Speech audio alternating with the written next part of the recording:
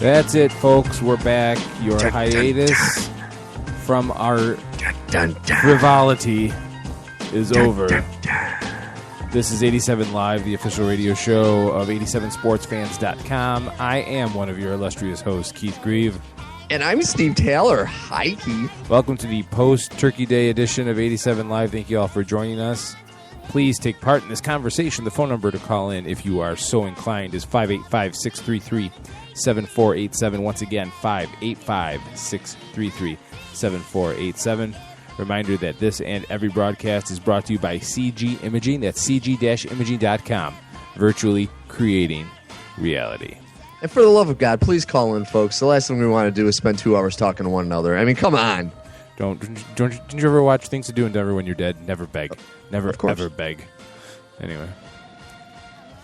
We had a hell of a week for us to... Diapers, Keith, diapers! Yes, no, that was Carlito's way. Very different. We had a hell of a week to kind of take a week off, but unfortunately, I'll take the brunt of that one. I needed a night off for domestic reasons. Not my wife, my daughter. He beat me, folks. Domestic violence. He beat me. Yeah. Which, I'll talk a little bit more when Jim comes on when we do the NFL hour at 11 o'clock. But some movement in the picks records, the standings. Well, all I know is last week, not only did I crush, not last week, the week before last, not only did I crush, but 2 out of the 3 games that you guys ridiculed me on, I was right. And I hate when that happens. I know, and that's the main regret of not having a show last week, because I was waiting to just dig that in there. Yeah, we beat on you for picking the Rams over the Bears, and the Steelers over the Browns. Yeah. And then I couldn't even. But then I'm you blew it so on proud of Oakland. my pick last week, where I picked Jacksonville to beat the Browns. I actually picked the Jaguars to win a game. And again, we'll talk about it with Jim, because I want to give you your due credit for picking the Jacksonville Jaguars, and then a little bit of a tease, also doing it this week as well. Yeah. So yeah, kudos to you. We got a lot to get to. We want to go through the happenings in college football over the weekend. An outstanding weekend for college football, but also a slightly controversial one in my eyes. And then got to talk about the Yankees and their big off-season acquisitions. Oh. And the Tigers are moving and dealing, and there's a new upstart in the NBA named the Portland Trailblazers. And which, who would have thought in the beginning of this season that the game 2 nights ago between Portland and Indiana was so far the game of the year? And people are saying, and again, don't want to get ahead of ourselves, but that might be an NBA Finals preview, and they might not be that far from the truth. No, because honestly, Indiana, man, they're a freight train. I mean, Portland, there are a lot of great teams in the East. But I mean, who does Indiana have to worry about? Miami. That's it. That's the only team that Indiana has to worry about. Yeah, seriously. There's really nothing. So, I mean, holy Jesus. What a great game that was, though. But leading off with college football, rivalry weekend, you had the Iron Bowl, and number 1 Alabama visiting number 4 Auburn, 2 schools that, if at least their football teams don't think that highly of each other, neither do their fans. Ending on a most improbable. Great ending. Oh, it's already been hashed apart, so I won't go into the craziness. Needless to say, the 109 official count yard field goal return to end it. People are saying that it was the best college football game they've ever seen. And at first I was like, really? Can we be overly dramatic? It was one game. But then when you think about everything that Alabama losing, all of the effects, I can't think of the word. Repercussions. That is the word I was looking for. Thank you. All of the repercussions from this one short field goal attempt. Yeah. It really was possibly one of the top 5 football games that I can remember watching at any level. What do you think? Well, no, I think it was a great game, and I'm actually very happy that my wife and we weren't watching the game, and we turned it on with 3 minutes left in the game. We were able to see the last 3 minutes, which was amazing. But to me, yeah, it was incredible. It was an unbelievable play. It had, it completely shook up the BCS. But the thing that killed me is, yeah, it was a great play, but I think the reason why people are going crazy about it is because it's the most recent play. Like, if you think about some of the plays in the past, be it Cordell Stewart's Hail Mary, of course, the Flutie Hail Mary, the infamous band walking on the field. I mean, there have been amazing plays through all of the history of college football, and it always seems like the one that's the most recent is always going to be, oh my God, it's the greatest ever. It's like, because it's the most recent. I think if the next year you're gonna probably have another similar situation like this, and people are gonna be like, oh my God, it was the best thing ever. It's just that's the way we are in sports, and that's the way the media is, and fandom is. Whatever the most recent thing is going to be the most amazing thing, is going to be the best thing ever until it gets replaced by something else. So to me, I think it was a phenomenal game. I think it was a phenomenal play. For the parts of the game I missed, I've watched pretty much hours of highlights on the game, so I know what happened in it. But to me, I thought it was amazing, but I think everyone just needs to take a big chill pill. Because, yeah, it was great. It was amazing. To me, it wasn't as much about the amazing run back. Would you think about it, for a guy as fast as him having to dodge nothing but offensive linemen, it was a really great feat. It wasn't an unheard of feat. To me, everything boils down to the awful, horrible call by Nick Saban to take that field goal. Like, that to me is the most surprising thing. Well, not the run back. And everyone was kind of saying, because you don't think about it really as a fan, that when your field goal kicking team, your special teams, goes out there, how often do they really have to worry about a run back on a field goal attempt? I'm sure it's practiced, but in a game situation. And, they were set up on the left hash mark, and the kick ended up on the right hash mark, so it created a little bit more of an alleyway that way. But how are you not aware? How are you not telling your team, hey, it's a long kick, it might be short, fan out on the return, So I don't know. It's just, and to me, you have a freshman who's only kicked 3 times in his career. And you're going to put him in for a 57-yard field goal, one of the biggest ones, regardless if he plays another 4 years. This was the biggest kick of his college career. And you're going to put him in there instead of giving the ball to one of the best college quarterbacks in the country, a potential Heisman Trophy runner-up. I say runner-up because I don't think he's going to win, but he's going to be on the short list for the Heisman in A.J. McCarron. How do you not give him the ball? He just threw one of the most amazing touchdowns I've ever seen. A 97, I don't know, I can't remember exactly. I know it was in the 90s. 99-yard touchdown. How do you not put him in and just have him throw the ball into the end zone? Take a shot. What do you got to lose? He's the best player on your team. He's the best player on your team. Put the ball in his hands. Let him. If he misses, you go to overtime. For the game, McCarron was 17 of 29 for 277 yards. Yes, 99 came on one play. Yeah. 3 touchdowns, no interception. So at the very least, what do you have to lose? By just and that's the thing is with McCarron in there throwing the ball, the worst that could happen is it's incomplete or it gets intercepted, and you have all your speed players on the field being the receivers and running backs that they're going to be able to stop the guy. That's the worst that's going to happen. If somebody intercepts it, they're going to get tackled right away. You're going to go to overtime. But with the field goal, I mean, there's so many. You could have it blocked. You could have what happened. I mean, there's so many other variables that it just was mind-boggling to me. And I feel bad for the field goal kicker. That was a really good kick. He just came a little short. Yeah, he knocked the snot out of the ball. It just wasn't enough.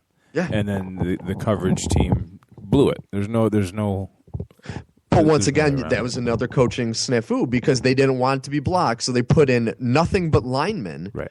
How are you going to stop a speed receiver running back the ball with a bunch of linemen? Being a longer kick, it's a lower, what do you call it, trajectory there too. Yeah. So, you got to stone them, like Mike Golick said, stone them right at the line. Yeah. It's just that to me was one of the worst late game coaching decisions I have seen in a long time, especially from somebody of his caliber. That was horrendous. He gets a free pass because of what he's done, because of his resume. But if that's any other coach that does that and looks so unprepared, on a play of that magnitude, there's a lot of talk, a lot more criticism being launched. But because it's Nick Saban, everyone just kind of scratches their head and just moves on. Which, and I feel bad for McCarron. That guy has played his heart out this year.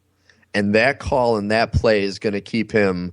I mean, I know he has a couple of national championships, to put on his resume, but it's always nice to go out on top. He's going to be going into the draft this year, but not anymore.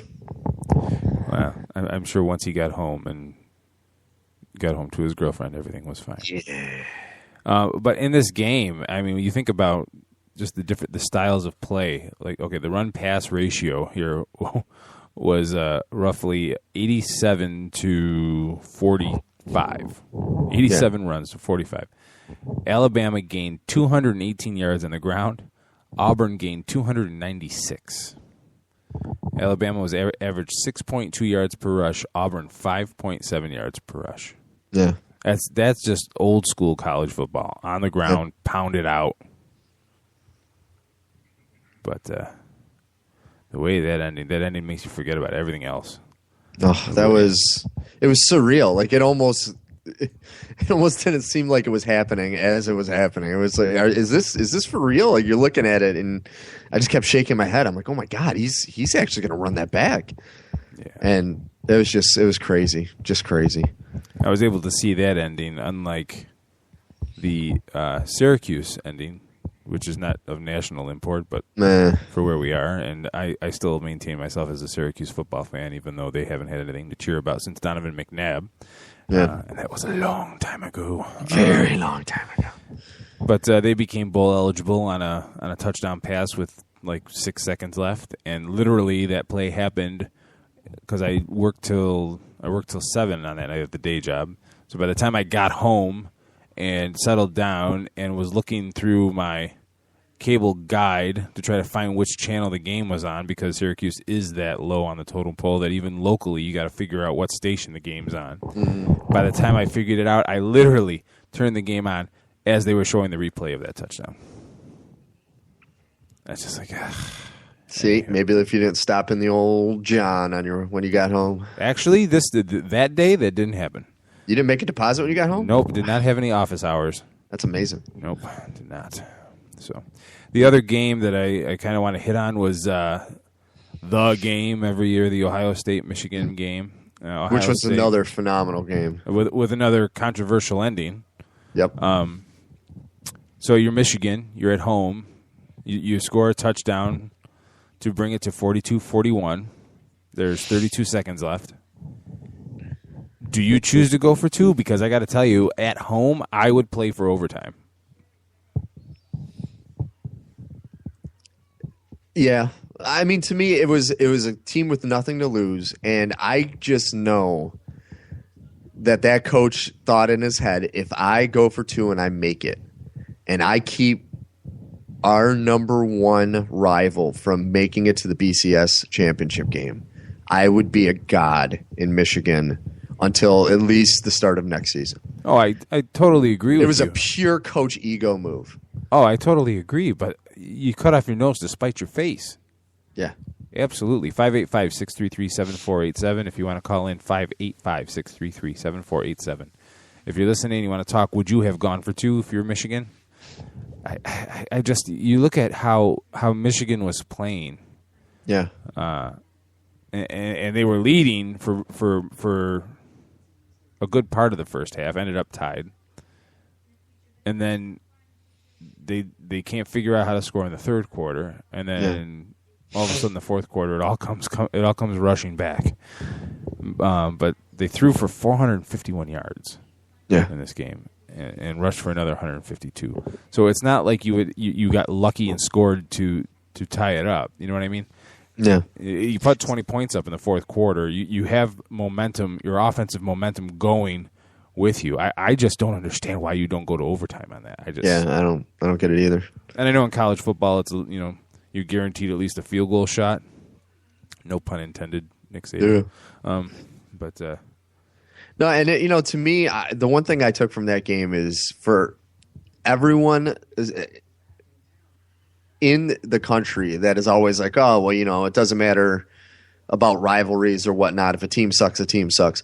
Michigan, to give them credit, they played the game of their season. They no matter their record, no matter what they've gone through this season, it's amazing how a rivalry like this can bring out the best in your players. And they looked like a top 10 team.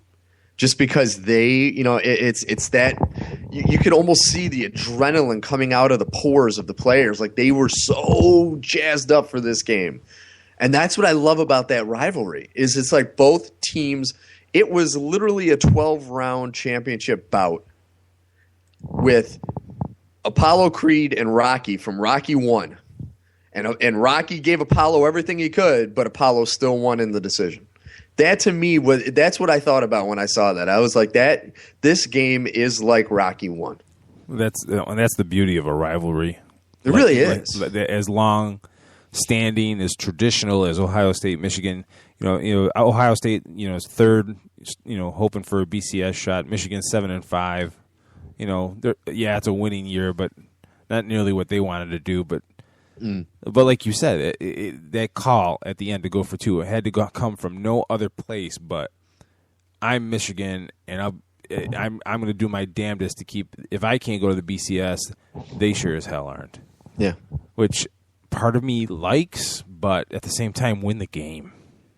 No, yeah, I agree with you. I mean, you're a genius if it works, and if it doesn't, we're asking these questions. Yeah. If you have the balls, you got to be able to deal with the after effect of failing. One would think. So, turning our attention now, I guess we should look at the BCS standings here because there was a lot of talk that Auburn still had a shot, but the way the points break out, it really would take a miracle. So right now we're looking as far as the BCS standings: Florida State, Ohio State in the national championship. And Florida State quarterback Jameis Winston, who recently just won the ACC Player of the Year, could be in some jeopardy. We're going to find out the results of the investigation into whether or not charges will be brought against Winston for sexual assault. Tuesday, right? No, tomorrow. Thursday of next week. Yep, Thursday. Which I'm kind of wondering. I mean, they've been kind of dragging their heels on the results of the investigation, and they're releasing information on Thursday, and I believe the Heisman ballots are due like Monday. Somebody made a phone call. Yeah. Because it's like, okay, come on. The Heisman ballots are all going to be in before you find out. So I'm wondering, what if he does get voted to win the Heisman and he gets put up on felony sexual assault charges? Mm-hmm. Are they going to say, well, you're disqualified because of that? Or are they going to still give it to him? They'll take it away like Reggie Bush. If the votes are already in, they'll just take it away. Because they made a good point, I think it was Mike and Mike, that the Heisman, whatever the entity is that awards that damn trophy, they're not bound by the NCAA. They're not bound by any other authority but their own rules. So they kind of make it up as they go along. If the votes are in and Jameis Winston gets accused, and again, I guess that's another question now. Jameis Winston would be accused; he wouldn't be proven guilty yet. Is that enough to keep him from winning the Heisman? Let's say charges are brought tomorrow. If you had a Heisman vote, would you vote for him still? No, because to me, if charges are brought, there's a reason, because that's the thing. Investigators usually do not bring up charges against somebody unless they have enough of a case and they have enough evidence to make a case. So that to me is enough reasonable doubt. Now am I going to say should he be thrown in jail or should he be kicked out of school? No. But it says in NCAA that if you are brought up on charges similar to like what he's going to be possibly facing, you're automatically ineligible. And if you're an ineligible player, you should not be able to get an award, in my opinion. So if if he does get brought up, he's going to be found ineligible. He cannot play any more college football until the trial. So to me, that should take him off of every list of possible awards until this is proven otherwise. So, but like, you look at the Duke lacrosse players, they went to trial. You know? Yeah. Do we learn anything about prejudging guilt or innocence before all the cards are dealt? Well, like I said, to me, that's not. I'm not saying he's guilty. I'm just saying that if you're, you look at the Duke lacrosse players. They were put in a situation, or they put themselves in a situation that they shouldn't have. Now, they didn't do what they were accused of doing, but they were still put themselves in a situation to where accusations like that could be brought up. Now, if you look at Winston, same kind of situation. Obviously, he put himself in a position that, it was a gray area between if this girl had consensual sex with him or not. And to me, if there is enough evidence that they can bring charges up on him, and like I said, again, if it's enough evidence that he will be found ineligible to play, I'm not saying that I'm not saying you kick him out of school. I'm not saying you throw him in jail. I'm not saying he's guilty of the crime. But if you're ineligible to play the sport you're going to get an award for, you shouldn't get an award for that sport. That's all I'm saying. That's my opinion. That's fair enough. That's fair enough. I can't have an argument with that. But another candidate who, from the little bit that I've seen recently of him, seems to me that he is the best athlete, which would be Northern Illinois quarterback Jordan Lynch. But the one knock against him is that he doesn't play in a major conference, doesn't play the toughest schedule, not playing all the big boys that some of the other teams and other athletes play against. So is it right to hold his conference and therefore his schedule against him?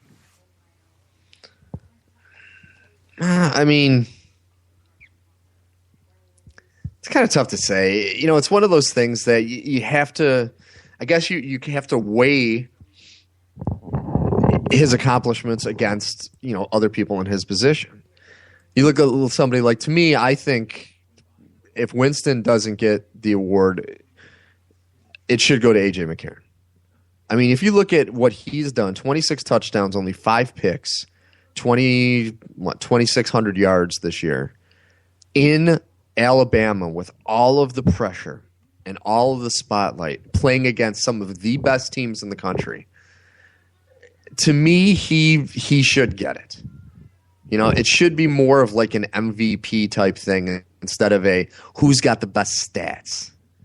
And I guess I just answered your question then, because here's a player who doesn't have as good a stats as the guy from Northern Illinois, as McCarron, who still has great stats, but his are weighted so much more because he has played so many better teams. Okay, Northern Illinois is ranked 14th in the nation. Yeah. So they play in the MAC. So who have they beat this year? They've beaten Iowa. They've beaten Idaho. They've beaten Eastern Illinois. They beat Purdue, Kent State, Akron, Central Michigan, Eastern Michigan, UMass, Ball State, Toledo, and Western Michigan. So aside from Iowa and Purdue, really no one of national prominence, and that's even pushing it with those two schools these days. But they're still undefeated. And the quarterback, underlying quarterback, is the third leading rusher in the NCAA. Yeah. It just blows my mind. Obviously, different offensive schemes and styles, blah, blah, blah, but he's still the third leading rusher in the NCAA. You can't tell me that Northern Illinois would be undefeated without him. So if you're treating it like a most valuable award, I think that Alabama could get by better without A.J. McCarron than Northern Illinois could get on without Jordan Lynch. Yeah, but see, that's the problem with college football, though, is there are probably 100 teams out there that you can say that about. And it's not like the pros where there's so few teams, and it's literally like the MVP goes to the guy that you can't do without. Where college, he's amazing for that team, but once again, maybe it is the scheme, maybe it is the coaching, maybe I'm not taking away anything he's done. I mean, he's done amazing, but it's to me the Heisman is tough. I honestly really don't care about the Heisman. To me, it's a throwaway award because most of the time it goes to overrated players who end up doing nothing after college. Right. So to me, it's more pomp and circumstance than anything else. To where the MVP, legitimately goes to somebody that is at the top of the sport and deserves it in the pros. For college, it's kind of like meh. I mean, yeah, he won the Heisman. Now he's working at a car wash 3 years later. He had like 1 or 2 good seasons in the NFL and he's gone. It's just you hear that story more than anything else. So, I mean, it'll be good for them. I know it's a great thing to put on your mantle and be part of that club, but I don't know. I don't put as much weight behind that as other awards. Out of all of the Heisman Award was first given out in 1935. So out of all of those, if you can guess the number of Pro Football Hall of Fame members that were actual Heisman winners. I'm going to say 20. Oh, wow. You're more optimistic than I was. 5. 5 are Hall of Famers. 5 NFL Hall of Famers were Heisman Trophy winners. The first one was Doak Walker. Then Roger Staubach, Tony Dorsett, Marcus Allen, and Barry Sanders. There you go. And since and you look at some of the more recent, Johnny Manziel who knows what he's going to be in the pros. I don't feel comfortable making a call at this point. Robert Griffin III, he's had a rough year mentally coming back from that. I give him a couple more years, and then he's going to kind of fade. Cam Newton, he could be. It's going to be interesting. I think the jury's still out on that. Cam Newton's in the MVP talk this year. Yeah, definitely. Mark Ingram before him. Sam Bradford, Tim Tebow, Troy Smith. Oh my dear God! To your heart. Then the Reggie Bush Award that was vacated. Yeah. Matt Leinart, Jason White. Oh my God! Carson Palmer, Eric Crouch, Chris Wanke, Ron Dane. Ron Dane. Yeah, Ron Great Dane. Ricky Williams. Now that one, if he didn't go mental, I think he could have been a Hall of Fame running back. But, yep. Charles Woodson, he might be a Hall of Famer down the road. Not a first balloter, but he could be a Hall of Famer. Danny Werfel. Wow. Eddie George. I liked Eddie. He was a solid. He was. He's kind of like the Grant Hill in the NBA, where he's not going to be a Hall of Famer, but he had a solid career. He did. And then he got on the Madden cover, and it was all over. Oh, God. Rashaan Salam.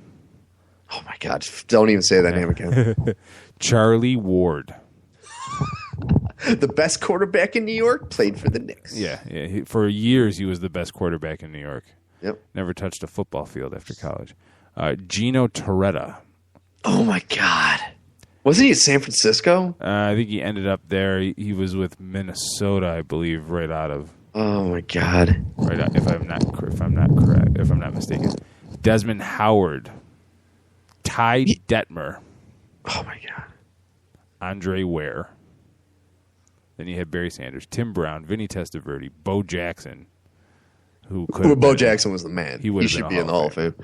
Doug Flutie, Mike Rozier, Herschel Walker, and then you get to Marcus Allen and you get into the 1970s after that. So, yeah, winning the Heisman Trophy isn't exactly the best indicator of, pro football ability, but it should be the best athlete. And I think if Jameis Winston is not eligible, then I think it would have to be Jordan Lynch. I don't think they should hold it against him. He's a phenomenal athlete, and he should be rewarded for it. See, you got to look at then if you're going to put Lynch in that discussion, then you got to put Teddy Bridgewater in that discussion. Well, you can put Teddy Bridgewater from Louisville because he's having a phenomenal season as well. I'm glad that everyone has finally gotten off of the Clowney bandwagon, even though people are still saying he could be the 1 or 2 pick. Well, yeah, but he's finding out now like how hard life is when everybody knows about you. Oh my God! You know what I mean? It's just it's mind-boggling. He's had the worst season, and last year his season wasn't even that good. Like Dan Patrick said it best today. He said Clowney, if you watch him, he would have like 1 or 2 really great plays per game, and then the rest of the game would be average or below average. And just everyone has been living off of that one hit against Michigan. Mm-hmm. So I don't know. It's college football is crazy. It really is. College football is batshit crazy. Well, you look at whether it's one play in college or whether it's a combine warrior like Mike Mamula, people inflate their stock all the time. Yeah. And then every year there's no names that were thought to be mediocre or not even thought to be great at all that end up being in the Pro Bowl. So though, out of all the Heisman Trophy winners in the last 10 years, the one that might have the best career could potentially be Tim Tebow. Oh, because you're out of your mind. Right now there are 4 different television stations that are fighting for him to be their college football analyst. Well, when you put it like that. CBS is willing to scrap their entire college football pregame show and build it around Tim Tebow. So he could be the next like John Madden, you know what I mean? 30 years from now, he could be calling pro games and be this beloved play-by-play guy. You know what I mean? Dear God, that's all I have to say. I'm just saying, he could have the best career out of anybody and not even be on the football field.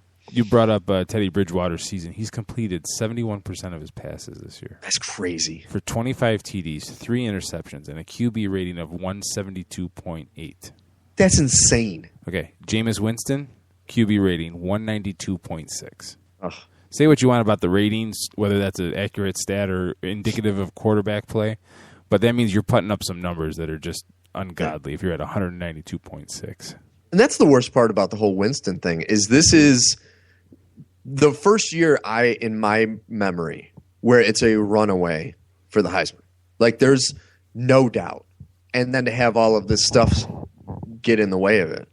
I mean, there's no doubt in anyone's mind. He's probably going to have all first place votes. I mean, he's had an unreal year, unreal season, better than Manziel's last year. Agreed. In my opinion. Agreed. Let's take a break. When we come back, we're going to be talking a little hot stove baseball, and we'll talk a little Portland Trailblazers basketball. We got to hurry up, though, before Jim comes on at 11 o'clock. You're listening to 87 Live on 87 Sports Fans Radio. No one knows who are you. No one seems to hear your cries, and you stop this race against the world. But you know the only way is to tell the truth.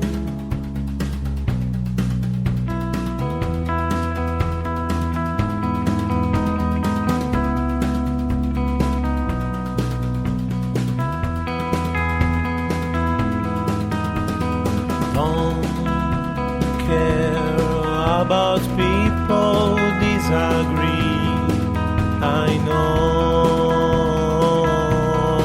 all you want is to disappear, but now is the time to play the game, to show that you are not afraid, but now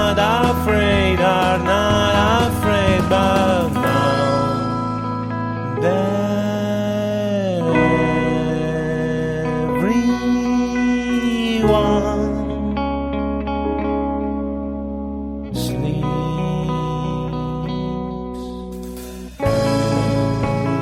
Could feel what you felt in your life.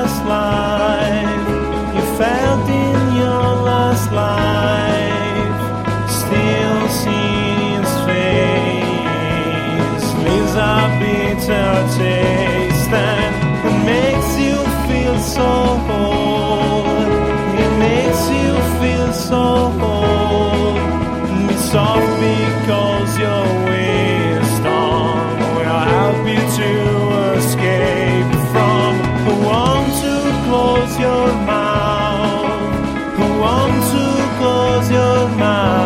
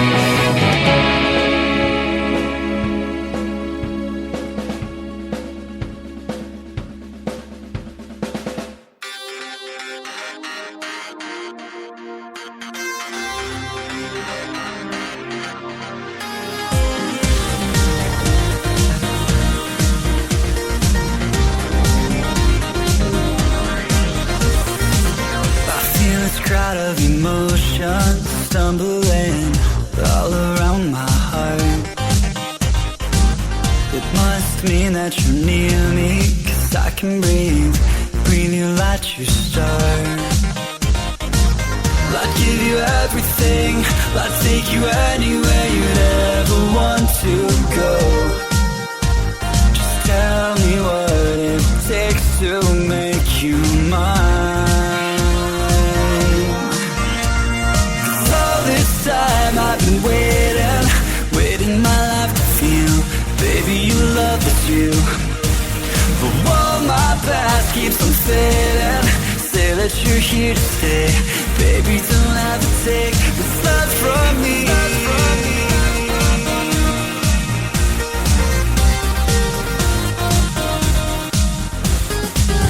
I feel this flood all around me, I'm drifting through a whole new life, where all I want is to have you, and you're my reason why.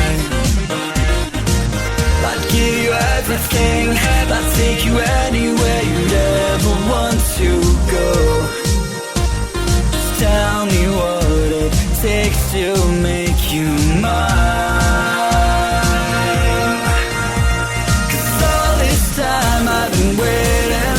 Waiting my life to feel, baby, you love this real. Though all my past keeps on fading, say that you're here to stay, baby, don't ever take this love from me. All this time I've been waiting my life to feel, baby, you love this real.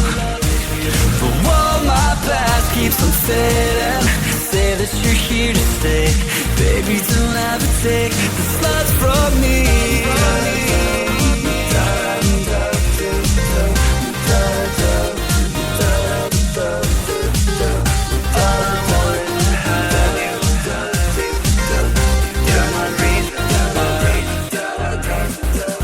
I feel this crowd of emotions stumbling all around my heart. It must mean that you're near me, 'cause I can breathe you like you start. 'Cause all this time I've been waiting my life to feel, baby, you love is real. But while my past keeps on fading, say that you're here to stay, baby, don't ever take this love from me. All this time I've been waiting, waiting my life to feel, baby, you love to feel. But all my past keeps on fading. Say that you're here to stay, baby, don't ever take this love from me.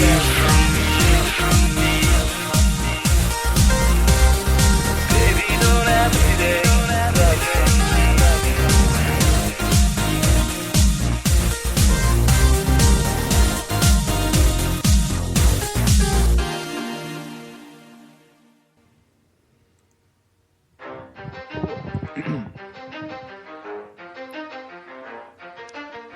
You're listening to 87 Live on 87 Sports Fans Radio. Keith Grieve and Steve Taylor here, taking you through the second segment of the show. Top of the hour, Jim Saranteas, the Fantasy Greek from thefantasygreek.com, will join us to recap the NFL and give you all the fantasy advice you will need going into your first week playoffs. Some of us qualified. Are you one of them? One of the chosen? One of the intelligent? Yeah. Anywho, CG imaging, what they do, they bring your ideas to life in 3D realistic animation. So maybe you got an idea you're trying to pitch to a boss, or you're selling on a product to a client. You want to show them what your product will look like in their space. Maybe you're a business just starting out. You need a logo. Go to CG Imaging. They designed our logo and the header for our website. So go to their website, cg-imaging.com, CG Imaging, virtually creating reality. And folks, check out a book authored by my compatriot, Stephen Taylor, available through Amazon and on Kindle for digital download. The book is called The Lockbox. If you're into spy thrillers and adventure, you don't want to miss this. It's The Lockbox by Stephen Taylor on Amazon. Buy it. I want to buy a house. And there you have it, folks. Why bother writing an ad? Just come out with honesty. No, I like that ad. That was a very nice ad. But I wanted to end it with honesty. All right, switching over very quickly. We're crunching time here. Jacoby Ellsbury is a New York Yankee. As a New York Yankee fan, what is your reaction to that? I'm gonna take what Mariano Rivera said today on the Dan Patrick Show. When Dan Patrick said, "What do you think about Ellsbury being a Yankee?" And his only word was, "It's a lot of money, Dan." Which is the truth. It's you have a 30-year-old player who is known for his speed, and you're going to pay him. Okay, let's put this. I'm going to put this into perspective. If he plays out his entire contract with the Yankees, he will make as much money during this one contract that Mariano Rivera made his entire career with the Yankees. Put that in perspective right there. Ellsbury, very good player, but an aging player. And once again, New York Yankees throwing a bunch of money at a guy past his prime. And it's like I don't know what it's going to take for them to realize that this is not the way to win. I couldn't have said it better myself, and I wrote an article up at 87sportsfans.com about that today, that they've committed all of this money to now Ellsbury, to Brian McCann, and the former Atlanta Braves catcher. You still got Robinson Cano hanging out there. So the Yankees have said that they want to keep their payroll at about $189 million. That's what I heard from Tim Kirkjian on ESPN. So if that's true, they had $115 million committed before Ellsbury, which now they'll pay approximately $22 million a year. That leaves $52 million for Cano. And, oh, yeah, by the way, you still don't really have a third baseman. You don't know what you have in Derek Jeter anymore. And you don't have a significant number one starting pitcher. Yeah. And right now, one of their best players over the last few years, and mind you, he was injured most of last year, but prior to that, one of their best players in Curtis Granderson is looking to sign with the Mets now. Well, with Ellsbury on board, he's obviously persona non grata in the box. Blows my mind. I mean, Granderson was the best player on their team a couple seasons ago. See, I'm a Mets fan. I don't want Granderson. I'm not looking forward to that. He's a 220 I've always liked Granderson. He's a consistently good hitter. He's a 220 hitter. He hits home runs and strikes out. Yeah, he's a Yankee. He's a Yankee. And Yankee. There's the mentality. Just throw money at the problem. No, and to me, it's honestly, I hope Robinson Cano and Jay-Z get on a boat together and just go off into the sunset, because what they're asking for is lunacy. And a lot of people have said it better than I could ever say it. You don't go to the Yankee game to see Robinson Cano. He's not one of those players that fills seats. He's a consistently good player and somebody that'll be, a benefit to your team, but he's not the kind of guy that you pay that kind of money to.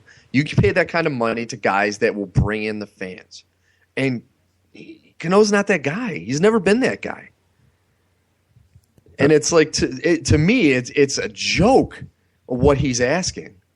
They say he's $80 million off right now of what the Yankees are offering. What other team is going to pay him anything close to what the Yankees are offering? Right. The Mets have already said they're not even going to get involved, even though they had a secret meeting. So those are the only two teams that would be stupid enough to just fork it over. Yeah. So honestly, I hope Cano doesn't get any contract. I hope he has to either beg to get whatever the Yankees want to give him, or he just isn't playing baseball next year. I know to me that's not good for baseball, because he's a good young player. But I mean, you got to take a freaking and I don't know if a lot of the fault has to go to him or if it has to go to Jay-Z. But it's like, come on. So it's not the way the world is, right now. It was that way when A-Rod signed his massive contract because the economy was good and the world was a different place. Now they're having a hard time filling the seats. So the last thing they're going to do is give a player that kind of money. So, for the record, Curtis Granderson is a career 261 hitter. He hit 229 last year, which was marred by injury. But he hit 232 the year before, and he struck out 195 times. Yeah. I don't want him. You have to change it. He should change the spelling of his name to Curtis with a K, 200 of them in the beginning. But how great would that be, though, if he went to the Mets and he had the best year of his career?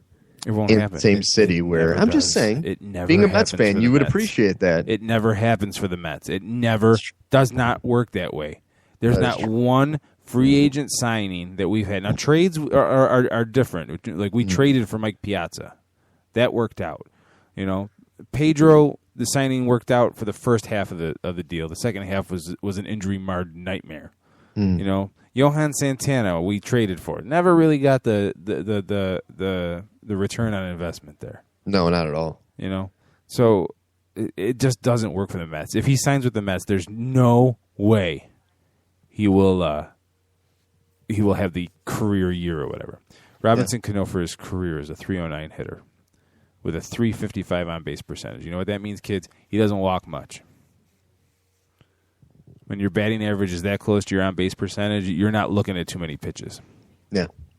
He's hit 204 home runs in his career, going back to 2009, 25, 29, 28, 33, 27. Pretty consistent.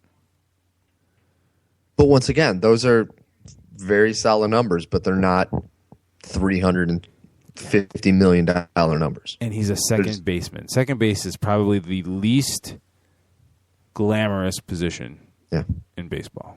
And he has his fair share of errors, too, in the field. He's not, he's not killing it there at second base. He made 6 errors yesterday. Or, I'm sorry, last year. Yesterday? Wow, that's a lot. Yesterday. Yeah, that's great. 6 errors at second base. But being a Yankee fan and watching a lot of the games, he has a lot of those bullshit calls that they're like, oh, that's not an error. That's just a pass ball. It's like, come on. He could have got to that. He did not try for it. Pass ball. He's pulling a Dorn. Pass ball. That's catchers. Catchers have pass balls. Second basemen don't have pass balls. No, I said balls that get past him. You said pass balls, though. So I misspoke. You know what I'm trying to say. He's pulling a Dorn. He's pulling a Dorn. He's letting the balls pass him. I just want to make sure we're clear here. Oh, we're clear here. Are we crystal here? Okay, so yeah, we're crystal. All right, we got about 2 minutes now, so let's switch sports here, and let's talk NBA. I love talking football for an hour, but there's a lot of NBA I want to talk about. But let's just settle on and let's talk about the surprise to make the biggest surprise this year. And if anyone could think of another one, I'm more than willing to listen to them. But if you had the Portland Trail Blazers pegged for 15-3 out of the gate, you're lying. I don't believe you. I need some kind of notarized evidence of that. You're almost expecting to see Terry Porter and Clyde Drexler on the team. Seriously. Right now they're scoring 104.7 points per game going in tonight against Oklahoma City, where they currently trail 47-43 with 3:03 left in the second quarter. They're 8th in rebounds, 10th in assists, and 12th in points allowed. So, looking at their roster, their depth chart, Wesley Matthews, Damian Lillard, with Mo Williams coming off the bench, LaMarcus Aldridge, Robin Lopez, and Nicholas Batum. Aside from Lillard, there's not really any name there that blows you away, but they're just playing really good ball together. Yeah, they're playing as a team. I mean, you look at the two. Actually, I'm going to say the three most successful teams in the NBA right now are the Trailblazers, the Spurs, and the Pacers. And the reason they're doing so well is because they're playing like a team. All three teams. There's, you do have some of the big names here and there, but for the most part, they are all playing as a unit, and that's why they're being successful, and why more New York Knicks, why more teams don't jump on that bandwagon and understand that, that age of NBA where it's a me, I is going away. It's all about the team now. And I mean, you can see this with the success that they're having. I mean, it's great. It's great for the league. Personally, I totally agree. But I mean, the only thing that's sad for the league is the Eastern Conference. Why? Why would you say that? The Eastern Conference is a nightmare. I mean, normally, it's been easily the last 20 years. The Western Conference has been far and away better than the Eastern Conference, but this year it is so unbalanced. So I mean, it's ridiculous. So I know it's December and it's a bit premature with all of this. Most teams you got anywhere between 18 and 22 games being played. 18 and 20 games played.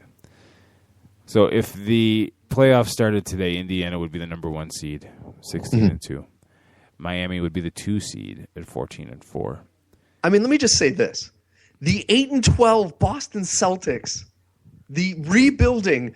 Fire sale, get rid of everybody. 8-12 Boston Celtics are in first place in the Atlantic Division, and they're the 4 seed if the playoffs started today. The 3 seed in the Eastern Conference has a 500 record if the playoffs started today. Okay, in case you are wondering, in the Western Conference, 500 record gets you at the Lakers, which are now currently 9, 10, 11th in the Western Conference, and a game and a half out of the playoffs looking in. But if you're 500 in the Eastern Conference, not only do you have home court advantage for a couple rounds, oh, dear Lord. I mean, if you look at it, and not counting 500 records, there are 4 winning teams. There are 4 teams with winning records in the Eastern Conference. There are 1, 2, 3, 4, 5, 6, 7, 8, 9, 10 teams in the West with winning records compared to 4. And even with that miserable record or the miserable level of talent, the New York Knicks are still 3-13 and 3-6 against the Eastern Conference. Oh, they're awful. I mean, honestly, the only saving grace they have is that Brooklyn had higher expectations than New York did, and they're just as bad. I think that's it. I think that's the only thing that's keeping the Knicks from being kicked out of Madison Square Garden right now. Is because people are more shocked at what's going on in Brooklyn. The New York Knicks are scoring 92.8 points per game. The Celtics are scoring 93.8. The worst team, Charlotte, is only scoring 88.8. So what are you paying Carmelo Anthony for? I understand you're not paying him for defense. You're paying him to score. You're only scoring 93 points a game in the NBA. That's not going to get it done. And you play in a weak conference. I mean, if you look at it, if the Philadelphia 76ers figured out how to play defense, they would probably be leading the East right now because they are 0.1 point higher in average scoring than Miami, who's number one, who's number two as far as points scored a game. But they're giving up 110 points a game, which is insane. Iman Shumpert's player efficiency rating, the PER stat is 10.7, which is just ridiculous for a player that plays 30 minutes a game. Absolutely unacceptable. I know you're not a Carmelo fan, but he's at least at 21 and a half. He's a piece of shit. I understand. God, I hate that ESPN. Every time you click on something, it brings up a commercial. It drives me nuts. Everyone's got to make money. Yeah, I know. But you look at. My Boston Celtics, the boys are finding a way to be mediocre and successful. They really have. No one, and I love them to death. I have my whole life, and the fact that, I even thought that they'd be in the bottom of the barrel, which their record they should be near the bottom, and they're still in number one. I'll tell you, if they can somehow make the playoffs with that roster, Brad Stevens for Coach of the Year in the Eastern Conference. Oh, absolutely, absolutely. And I hope I have all the respect in the world for Paul Pierce and Kevin Garnett, but I hope they're watching this and watching the Boston's record and watching them be so much better than them. They didn't want to leave. What's that? They didn't want to leave. I know they didn't want to leave, but you can't be mad at them. Be mad at Ainge. I'm not mad at Ainge. He was smart. I agree with it too, but it's just gonna. It should be ugly right now, but it's not. To me, they should have just retired. I think that's my problem. Is they should have seen the writing on the wall and just retired. I probably would have done the same. Done it Urlacher, I guess is the way to say it now. Well, Urlacher just couldn't get a contract, so. But obviously, Pierce, he's got a broken hand, but him and Garnett, the 2 weeks into the season looked like it was the end of the season. They looked like they were just out of gas. The Brooklyn Nets are giving up 103 points a game. 102.8. It's just god-awful defense because they're all old. Yeah, they really are. It's insane that they spent that much money. They have the highest payroll in the NBA, and I can't remember who it was. It might have been Stephen A. Smith. He said they put together a championship team for 2009. Yeah, no, absolutely. Garnett, Pierce, who's hurt. Jason Terry. Joe Johnson ain't no spring chick. Not anymore. You know what I mean? How old is Darren Williams? I got to look at this. Hold on. He's 29. He'll be 30 by the end of the year. Oh my God. Andrei Kirilenko, he hasn't had a good year since 2007. Yeah, in 2009, these guys would have ran the table. Yeah, and Kirilenko's 32 as well. Yeah. It's crazy. Instead of all the money they're spending on these guys, and they are just. Instead of Barclays getting the naming rights for the arena, should have been AARP. Oh, you like that? Bazing! All right, we're going to take a break. When we come back, Jim Saranteas from thefantasygreek.com joins us for the NFL Power Hour. You do not want to miss it. You're listening to 87 Live on 87 Sports Fans Radio.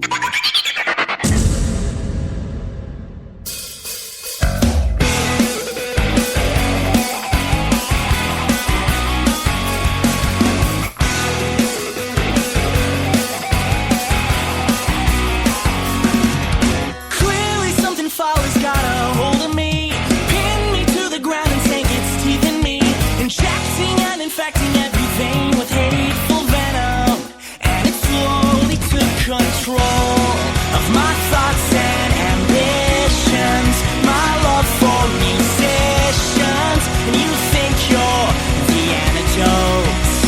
You've got it all wrong, 'cause it's got this hold on me. And girl, you took a toll on me. Should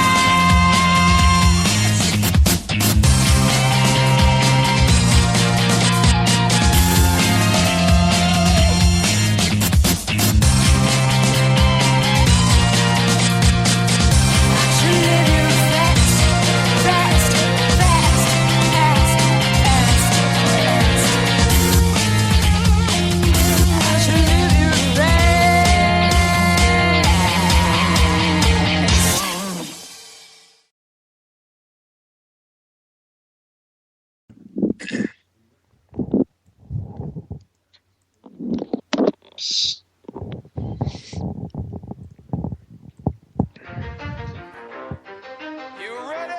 And we're back. It's NFL Power Hour time here. Keith Grieve, Steve Taylor, and we are now joined by Jim Saranteas, the Fantasy Greek. Follow him on Twitter at the Fantasy Greek, but from thefantasygreek.com, your one-stop shop for all the fantasy football advice you could ever want. If you're major playoffs, it's crunch time. Tomorrow is promised to no one. What are you waiting for? And seeking your advice. So if you have any lineup questions during the course of the next two segments, the phone number is 585-633-7487, area code 585-633-7487. Once again, welcome, Mr. Saranteas. Keith and Steve, as usual, thank you for having me. I hope you guys enjoyed your Thanksgiving, and certainly I had a fairly quiet one, watching a lot of football. I actually had to work a good chunk of the day, but it sounds like I might have actually fared better than many people. Yeah, I am what at least you weren't shopping. I am what we refer to as pleasantly plump. No.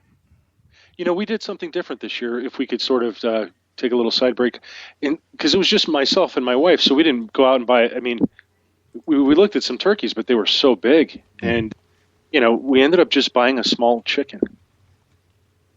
Oh, like a rotisserie chicken, Yeah, could have done that. We ended up just cooking it in the oven, but I mean, it was just something different. It was actually less expensive, and I was happy. I didn't need an extra 10 pounds of turkeys sitting around in my fridge wasting for the week. So I thought it was a good move on our part. Yeah, kind of looks like a small turkey too. So got the visual out of the way.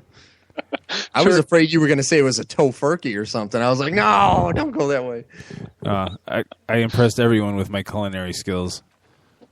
This Thanksgiving, they made a yam Krispies for breakfast. Everyone was blown. No. Yam gratin with Gruyere cheese. Oh, yeah, it was to die for. But and if I could make one more comment, in homage to WKRP in Cincinnati, this is my witness. I swear turkeys could fly. Did you get that message? I sent that link out to that YouTube clip. I did not see it, but I had the pleasure for all the listeners out there, if you remember the show WKRP in Cincinnati. Oh, yeah.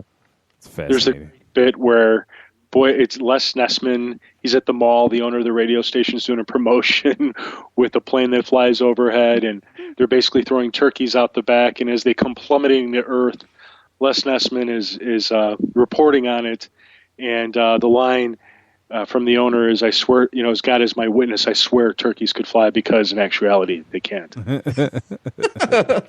It's a great classic TV clip. Phenomenal show.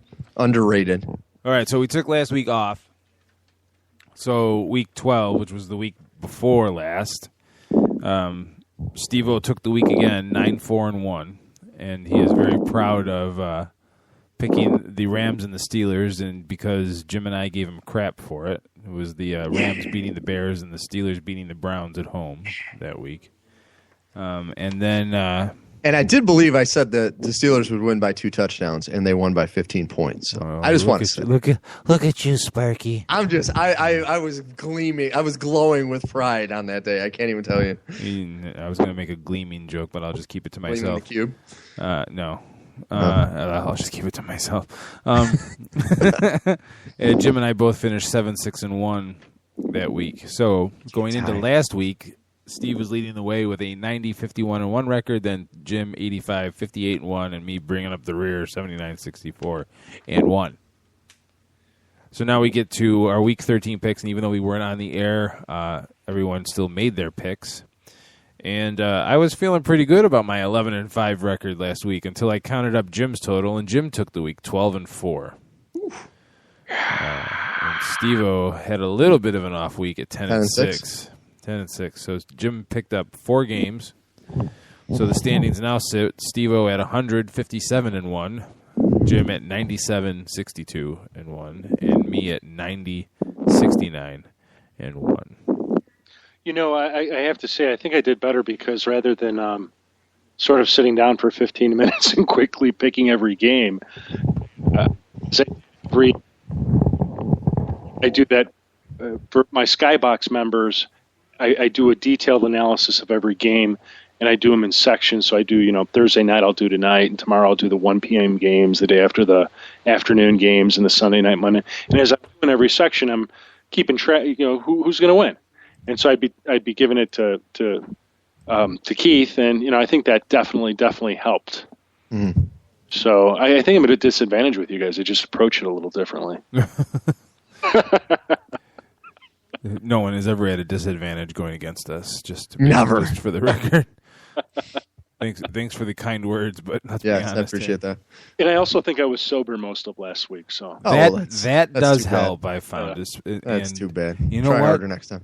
You know what else is better when you're sober? Driving, actually. So.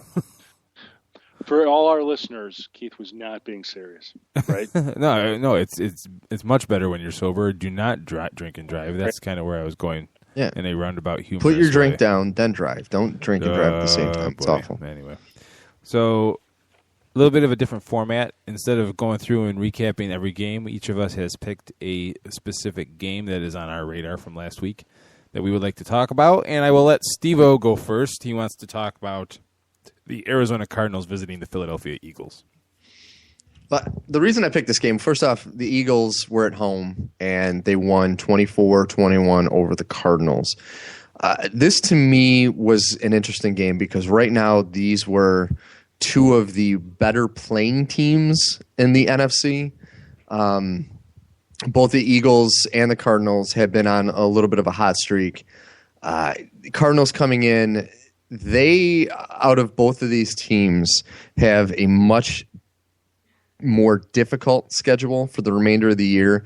So this was kind of an important game for both teams because you look at both of them, the NFC is a little more wide open than the AFC as far as, being able to get in with a lower record. But pretty much for both teams, this was a must win. And right now, the Cardinals, they have St. Louis at home, and then they're going to Tennessee. They have to go to Seattle, and then they end their season at home against San Francisco.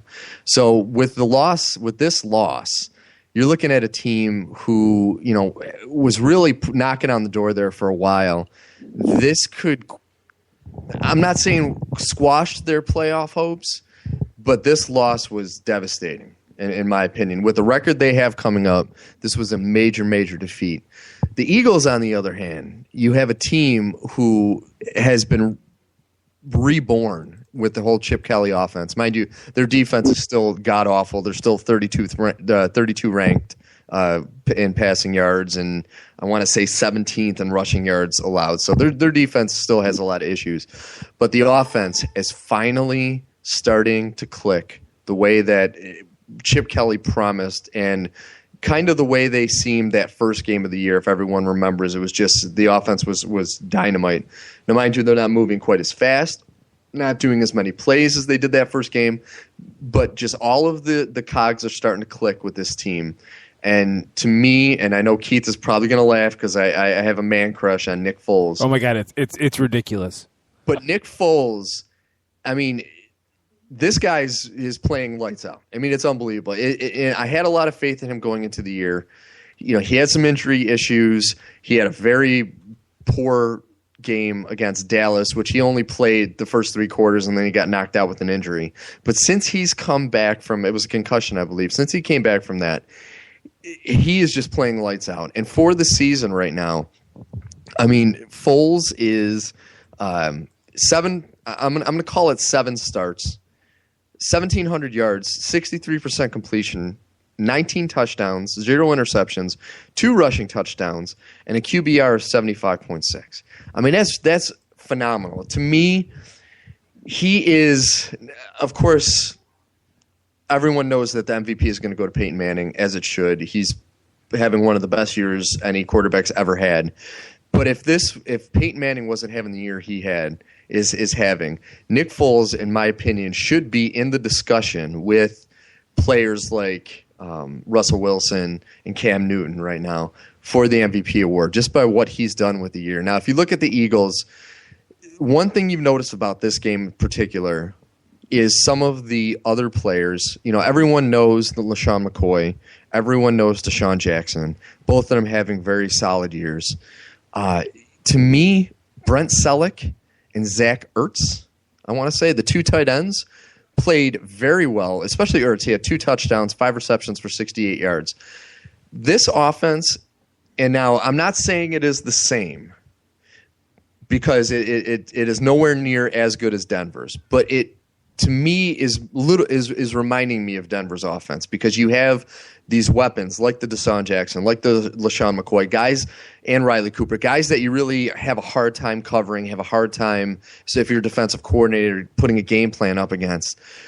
But now you have these 2 solid tight ends that are starting to show up late in the season, working with Nick Foles. You know, I look at the NFC and I look at everyone and then Seattle, especially with what Seattle did this past week. So am I saying that I think the Eagles are going to, you know, go into Seattle and beat them in the championship game? Probably not. But for a team like the Eagles, if you look at their last 4 games, they're home against Detroit, which playing in Philadelphia, and it's going to be bad weather this weekend. It's going to be really tough for Detroit. Then they're at Minnesota, home against Chicago, and Lord knows Chicago's defense is not playing much better than Philly's. And then they finish the season with what could be the game of the year at Dallas. Because that, to me, is for the whole kit and caboodle. I mean, that might even be for that division. And so I think that Philadelphia, with this win against the Cardinals, they played against a team that gave them a real run for their money. And like I said, Cardinals have been playing great. They're one of that solid teams in the NFC.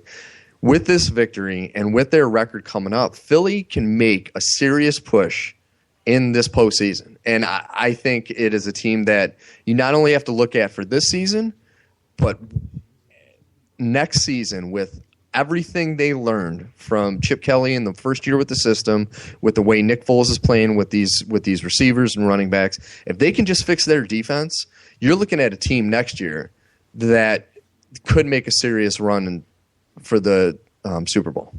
So it was a very eye-opening game for me. You know, I want Carson Palmer to do well. And a part of me kind of feels bad for the guy. I mean, he's had a lot of issues, especially after his departure from Cincinnati.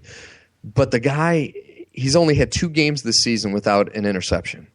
He has multiple turnovers. He had 2 picks in this game. He had a fumble lost. You know, there's so many solid players on this team, especially on their defense. But if you look at their offense, Rashard Mendenhall's playing well. Michael Floyd is playing well. Fitzgerald, of course.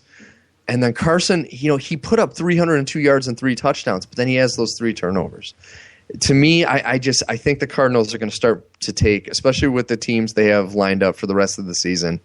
I'm afraid this might be it for them this year, and that to me is sad because they made a good run and they have played solid, but I mean this was a crushing defeat. It was a solid game by both teams, but I think it was a crushing defeat for Arizona. The biggest thing about in Arizona's way is their division. I mean, they're in the same division with Seattle and San Francisco. And mind you, San Fran isn't. To me, they're not the team everyone expected them to be. But I mean, playing them the last game of the year is going to be tough, even if you're at home. They're still pretty good. No, they're still pretty good, but they're not. Like I honestly. Talking about any NFC team after what I saw Seattle do to New Orleans, I don't see anyone going into Seattle in the playoffs and beating them. I just don't. Yeah. They're such a well-rounded team. Which leads us to the game that Jim was going to break down for us, the Saints and Seahawks. Any comments on the Eagles-Cardinals first before we get into that? I can feel the man crush. Oh my God! And make note. Let's all be honest, and I'll give Steve-O credit for this. In our league that we've been playing in for like 10 years now, Steve squeezed into the final playoff spot through no other reason than Nick Foles. I'm just and throwing Alshon that out Jeffrey. And Alshon Jeffrey. Steve had the presence of mind to draft Alshon Jeffrey on draft day. I know. It's a dynasty league, so it's pretty deep, and your pickings are slim by the time you get to the end of the draft. But he still did it, so let's give him credit. But Nick Foles led that charge. Yeah. Oh yeah. It started with his 7 touchdown game. What I was going to add to this, and why I think I can feel the man crush over here, but I think to some degree you need to take your foot off the pedal a little bit, because while I like the Cardinals' defense, and it's probably the best defense that Nick Foles has faced all season long, it's not as good of defense as when they play in Arizona. And I'm looking over their schedule right now, and I really don't see too many challenging defenses that they've played. I mean, they played the Chiefs in Week 3. That's the best defense that they faced. And then they played the Giants in Week 8, but I can't tell you off the top of my head if that's when that defense had turned around. But after that, seeing the Raiders, the Packers, the Redskins, then we got the Cardinals, then the Lions, the Vikings, the Bears, and the Cowboys. None of those are top 5, if not top 10 defenses in the league. So I think the love fest over Nick Foles, I think it's a good thing. I think it's absolutely warranted under the circumstances.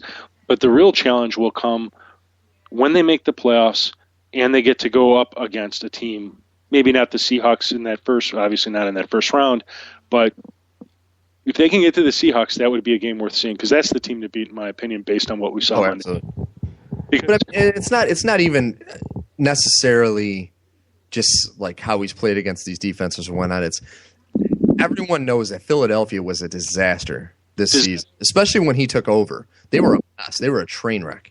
Absolutely. And he is single-handedly, in my opinion, through his – I mean, I don't know if it's his leadership or just – that he is playing lights out against these teams, and I agree that a lot of the teams he's played are weaker.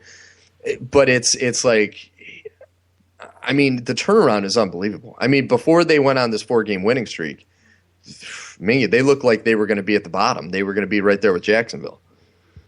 And I mean, I'm more amazed by this turnaround than anything. Right. But you got to give him credit. That's all. You play who you play. And he hasn't screwed it up.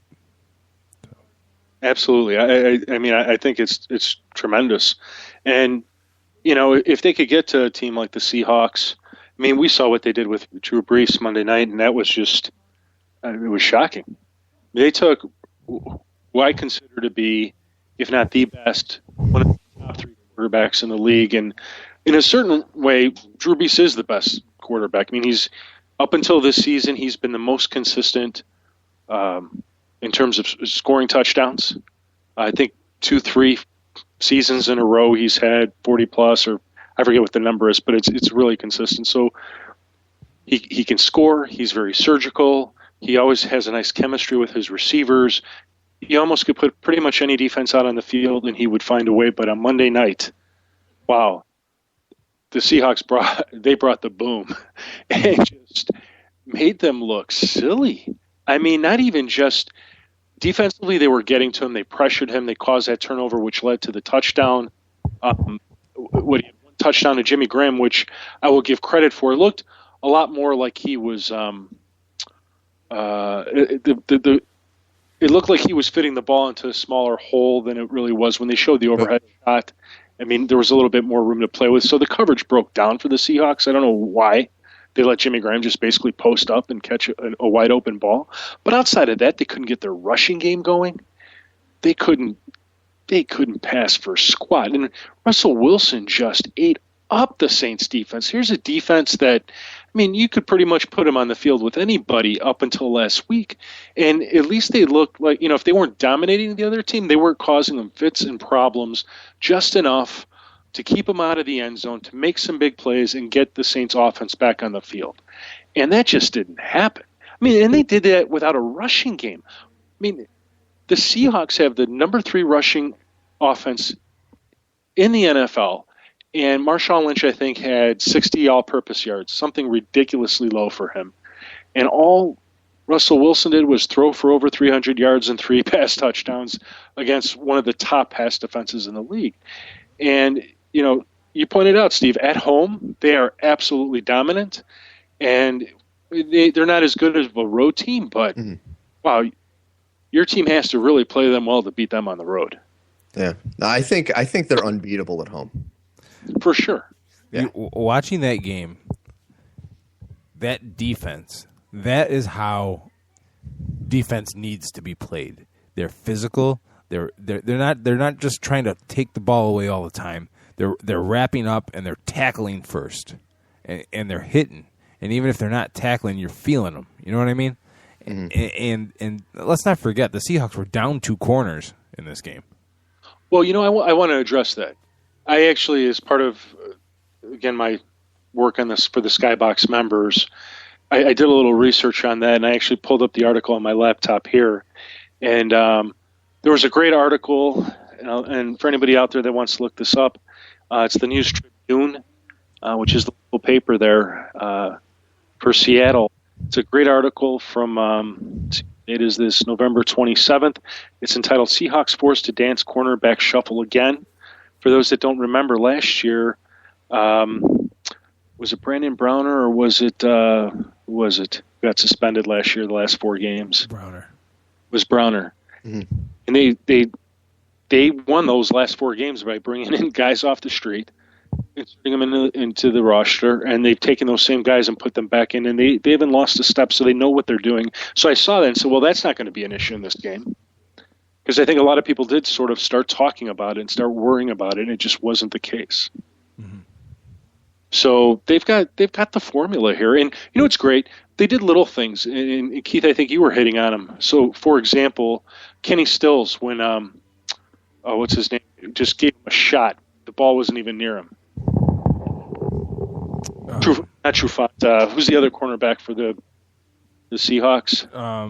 Thurman. No, it wasn't Thurman. Thurman wasn't playing. You ask these questions just after I click off their page, their depth chart. But so Kenny Stills is sitting there in the back of the end zone. Sherman? Sherman. Richard Sherman. That's the guy. I can never remember his name. There's no ball in the area. Nothing's going to come close. He gets flagged for it. He plays stupid. Kenny Stills is looking around like, what? And, that's the kind of team that they are. He's willing to take that penalty to prove a point to this kid. And I think the point's made. You had, I forget who it was, if it was Jimmy Graham, but it was one of the Saints getting a first down. He gets up and he takes the knee and kind of points, first down. And immediately Seahawks run over and start talking smack to him. And I realized that what in essence they were doing, and if I read them right, they were saying, hey, you're not at home. Nobody cares here. That's awesome. It made all the sense in the world, and I'm like, that's the kind of team they are. They're willing to tell people when they come to town, hey, you can do everything you want here, and you can do something right, but nobody here cares. Yeah, and that just, God, that is crushing when you think of it that way. Yeah, you look up and down this defense, and there are names that, aside from maybe Earl Thomas and Bruce Irvin, no one really expected much out of coming out of college. Sure, people thought they would be pros, but no one expected any individual to stand out. And if you think about it, nobody really does. They play good team defense, really good team defense. And like you said, when coverages break down like they did with Jimmy Graham, who's a kind of a physical beast, it's kind of hard to match him up. When it happens, it doesn't happen very long or very often. And that really is a credit to Pete Carroll. So. Yeah, I'll tell you, one of the things that I do in the off season, obviously, is track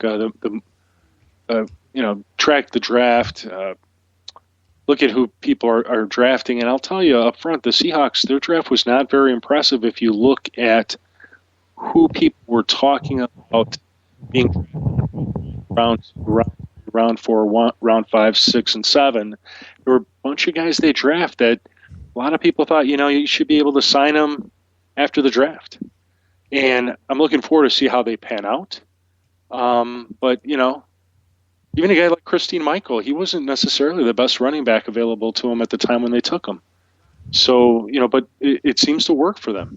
And they clearly have a staff that knows what they're doing, knows the kind of personnel that they need, and whether or not it'll fit in their system. So, this was an impressive win, and, it's going to be interesting to see what happens with the 49ers. It's hard to look at that game and think that the 49ers can possibly win. Mm-hmm. And really, to me, the thing that really caught my attention is the way they played against New Orleans and the fact that they are, I'm going to say, an outdoor team just because, when they do play outdoors and they play in kind of crappy weather, I think this team is the best set-up team for a Super Bowl in New York. As far as the way they play offensively, the way they play defensively, they just seem like they're going to be perfectly set for this Super Bowl coming up this year. To me, that I think that was the biggest thing I took away from this game. Mm-hmm. Well, and I got into a little Twitter snit because I said that, it was a snit. I tweeted that this game said a lot more about the Seahawks than it did about the Saints. And it was like, well, what does it say? Oh, okay, dingbat. You're going to be like that. You watch... It says that the Saints are not, to me it says that the Saints are not that bad. The Saints are not a 188 yards per game team. So it doesn't say that much about the Saints, the fact that they got blown out that way. But it does say something about the Seahawks defense, the fact that they can take an offense, regardless of how different the Saints offense is outside of the Superdome, regardless of how much less advantage they have on grass where they can't take advantage of their speed. Regardless of that, all of those players, those coaches, that organization, they know what they're doing on offense. They are capable of scoring points, and they had nowhere to go against this defense. So even though everybody knew the Seahawks defense was good, even elite, maybe even the best in the league, to watch them go up against a offense like that is as prolific as it can be, and even if it is less on grass, it still has the ability to put up points. The fact that they were so dominated says more about the Seahawks than the Saints. I definitely think it shows a shortcoming in the Saints. For how highly touted they were going into this game, how it seemed there'd be a bigger fight. Like, I thought the game would come in at about 17-14, somewhere around there. It was just a lopsided win. It just, that I never necessarily expected. And, they need to be able to play it in that big game. And even though they have this great defense, their defense only goes so far. In other words, it's not they're not a playmaking defense. They don't create turnovers. They don't do the things that the Seahawks were doing. They don't play mean and vindictive like the Seahawks do. Mm-hmm. And, the game coming up between the Panthers and the Saints, that's going to be an interesting game because here's an opportunity for the Saints to really bounce back and sort of look at the Panthers and beat up on them. But unfortunately, I think the Panthers will be able to punch right back. That'd definitely be an interesting game. A game to watch. The game that kind of piqued my fancy, and I went back and forth on which game I wanted to talk about because I really wanted to talk about the Kansas City-Denver game. And I was watching it on Game Rewind earlier this afternoon, and it's Peyton Manning. What more can you say? You know what I mean? He just went off. That was the Chiefs blew a golden opportunity in that game. They're up 2 touchdowns. They had their foot on the throat, and they couldn't close the deal. Mm-hmm. Not necessarily because they were bad. Obviously, they would have liked to score a few more points, but the defense, sure, the people were open a little bit, but most of the time it was just Peyton just being uncanny.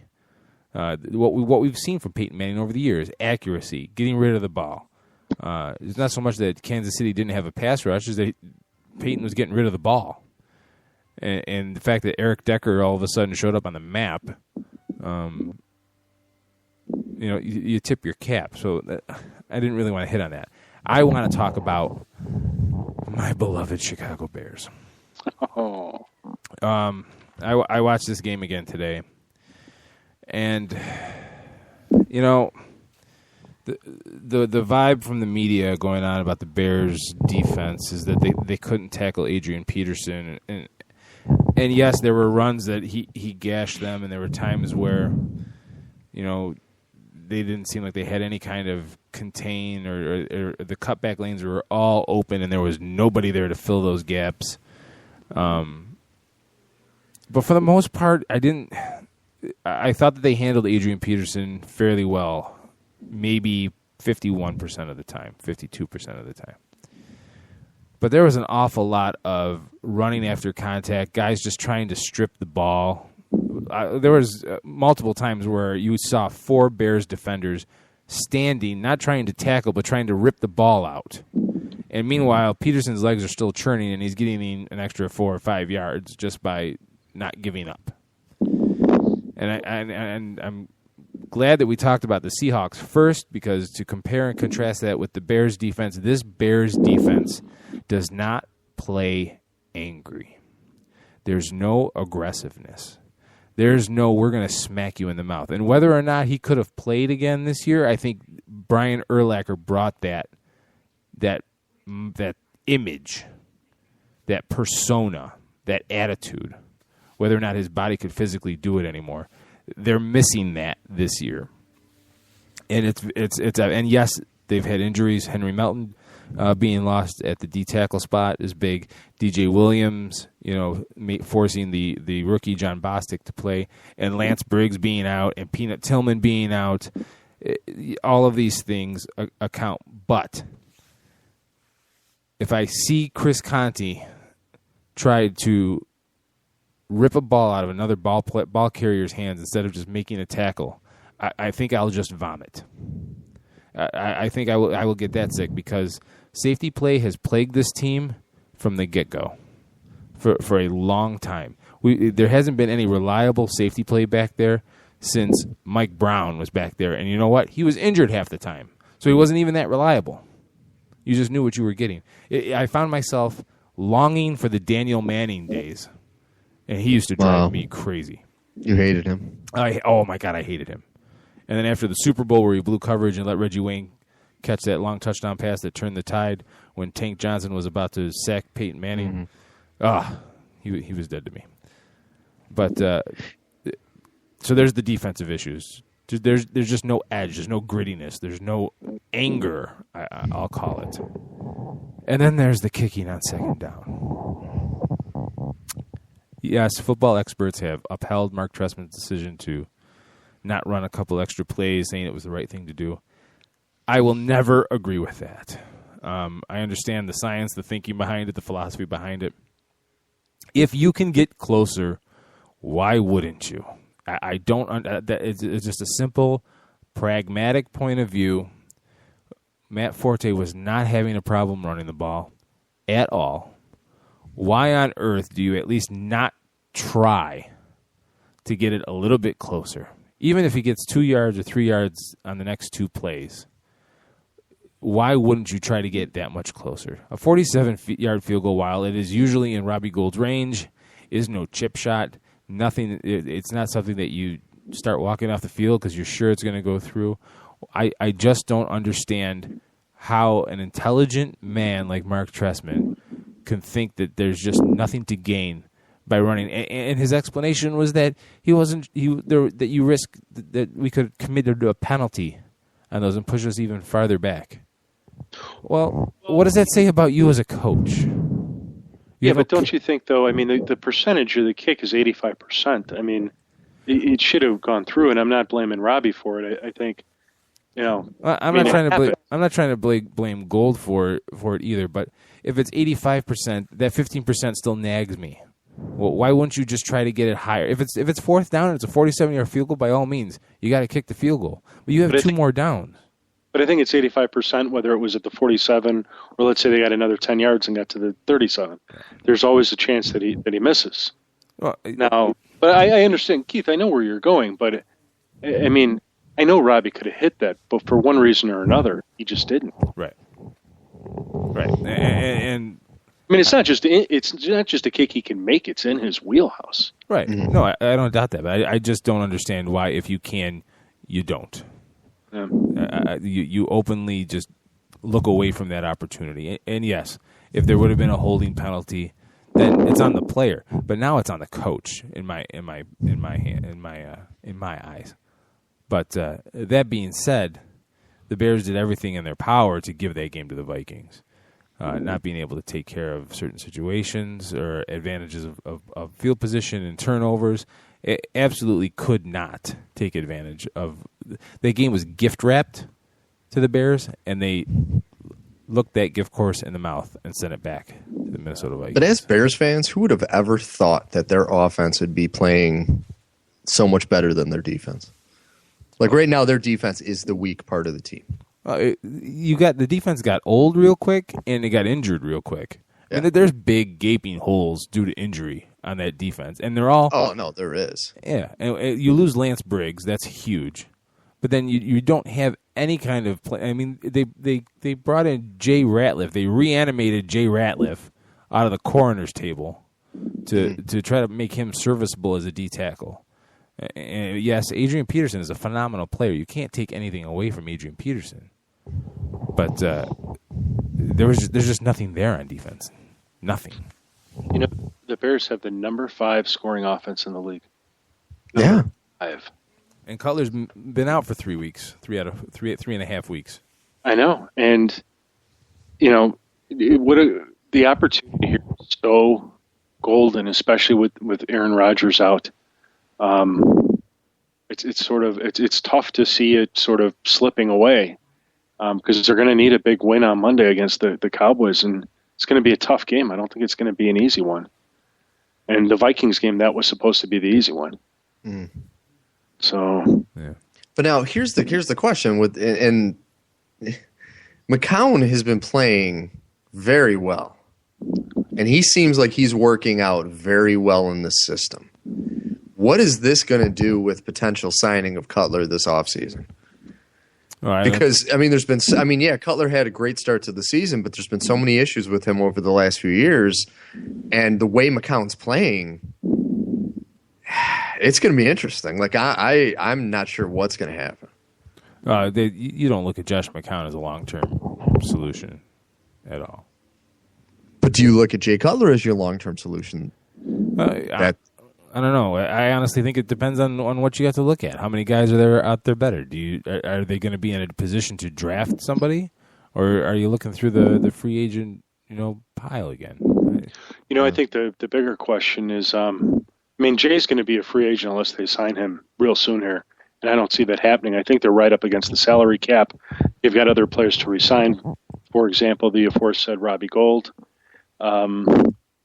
So I think what this is going to boil down to is if there's any other teams out there that want Cutler and actually want to outspend the Bears, and then the Bears have to decide whether they want to outspend them and then probably start releasing a bunch of guys in order to get under the salary cap. So I think, you never know about these things, but unless Jay's going to become real reasonable, say, I want to stay in Chicago, and I think he's gone. Yeah, I think because this is a quarterback needy league, and to get a quarterback of his caliber, it's worth something. Mm-hmm.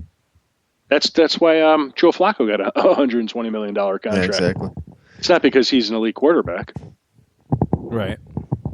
And by the way, I'm nervous about is if he does leave, what's that going to do with Brandon Marshall? Because he's got that man crush with Jay Cutler. And he's a head case in his own right, so who knows what this will do to him. The only thing going for the Bears is that Cutler has made it clear that he wants to stay in Chicago, and he wouldn't be upset if they franchised him for next year. Oh, now if that could work, that'd be great. Yeah, because did you hear what the franchise numbers was? $16.4 million. But but now Phil Emery says he doesn't want to do that. Yeah. So I'll take $16.4 million on a franchise tag. Yeah. Here's an interesting. I forget who Zach works for these days. Last time I saw him, I thought he was with the Sun Times. Who the heck is he with? Oh, he's with the Chicago Bears Network. Oh, there you go. So anyway, Zach put a tweet out. I'll retweet it right now for everybody out there. Go to @thefantasygreek. You can see this. And the The tweet is that the Bears are averaging 22.7 points per game in Josh McCown's 4 starts this year, but then they're averaging 28.7 points per game in 6 games started and completed by Jay Cutler. That is an amazing statistic. Yeah. Mm-hmm. And now I'm reading as we're talking that Josh McCown also has an expiring deal. Oh, God. So if he finishes out the season strong, he's going to ask for more money, too. So if the team tag Cutler would be on the hook for, and this is according to Michael Wright at ESPN.com, if the team tag Cutler would be on the hook in 2014 for the projected $16+ million, as well as the cap charge of $18 million tied to the contract of Julius Peppers if the defensive ends deal isn't renegotiated. The Bears would have to fit in those deals with potential new contracts for defensive tackles Henry Melton, who is obviously coming off an ACL tear, Jay Ratliff, Nate Collins, as well as cornerbacks Charles Tillman, Tim Jennings, linebackers DJ Williams and James Anderson, defensive end Corey Wooten, and safety Major Wright. Jesus Christ. Center Roberto Garza's deal expires at the end of the season, too, as do the contracts of left guard Matt Slauson, kicker Robbie Gould, return man Devin Hester, and Josh McCown. Oh, my God. Where did you find this? This is on ESPN.com, the NFL, the Bears blog, Michael Wright. When you get a chance, if you could send me the link to that, that'd be great. Yeah, I'd love to read that. That's a nightmare. It is, and it's really this is really going to be a thing where guys look around and go, "Do we believe in what's going on here?" Because, quite frankly, this is Steve, you put it, the best offense we've had in years. Yeah, easy. Years. So all we need is really a tough guy, and I think we've got 2 tough young rookies that just, is linebackers that really sort of need to step it up. Keith, you made a good point. Brian Urlacher's not there, so they don't seem as tough because they were better with Lance Briggs and Peanut Tillman in the lineup, and I think Lance helped bring some of that toughness as well as DJ Williams. But what you pointed out is the leader was Brian Urlacher. He was the voice behind that toughness. And I think when Lance Briggs would say something, it would be echoed by Brian Urlacher and, more importantly, vice versa. And you may not be seeing that this year. Yeah, you lose a whole lot of leadership and stuff that doesn't show up in a box score. Because they made plays on the ball. When even Charles Tillman, as old as he is, and I don't even remember how old he is, but we all know he's a veteran. He's definitely closer to the end of his career than the beginning, and he's making plays this year. He's 32. There you go. So what? Maybe 3 more years. Maybe not with the Bears, but maybe another 3 years. Maybe. And he says he doesn't want to, but they got to be thinking about trying to move him to safety. If they can put him in a free safety role as he gets older. Yeah, I don't know. So, anywho, let's take a quick. We'll take a quick. Let's see what. Let me see the time here. 4-minute break. It's called a break, Keith. It's called 4 minutes. I wanted to see the time here. A 4-minute break, and we come back. We'll preview the coming week. Fantasy advice coming up to the playoffs. 585-633-7487. 585-633-7487. You're listening to 87 Live on 87 Sports Fans Radio.